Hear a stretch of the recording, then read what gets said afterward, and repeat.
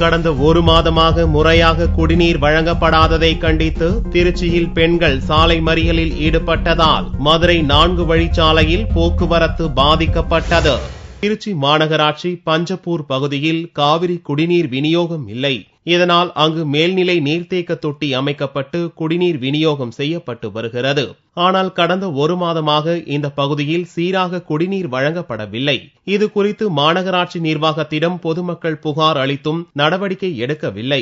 இதனால் ஆத்திரமடைந்த அப்பகுதி பெண்கள் காலி குடத்துடன் செவ்வாய்க்கிழமை அன்று திருச்சி மதுரை நெடுஞ்சாலையில் மறியலில் ஈடுபட்டனர். சம்பவ இடத்திற்கு விரைந்து வந்த போலீசார் மறியலை கைவிட வலியுறுத்தினர். இதனால் பொதுமக்களுக்கும் போலீசாருக்கும் இடையே வாக்குவாதம் ஏற்பட்டது.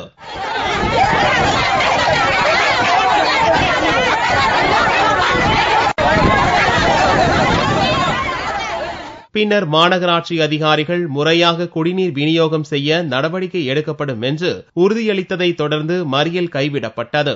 மாநகராட்சி ஆபீஸ்ல போய் 3 தடவை ரிப்போர்ட் கொடுத்திருக்கோம். எங்களுக்கு தண்ணி இல்ல, எங்களுக்கு தண்ணி வேணும், எங்களுக்கு தண்ணி வசதி செஞ்சு கொடுக்கணும் அப்படின்னு சொல்லி ரிப்போர்ட் கொடுத்திருக்கோம். அவங்க எந்த நடவடிக்கையுமே எடுக்கல. 2009 சரி சார், 2009 வரை தண்ணி வந்து 2009 வரைக்கும் வரி கட்டிருக்கோம். இப்ப வரி கட்டலன்னு சொல்லிட்டு பைப் லைனை கட் பண்ண வர்றாங்க. பைப் லைனை கட் பண்ண வந்துட்டு நாங்க வரி கட்டினா உங்களுக்கு தண்ணி வரும்.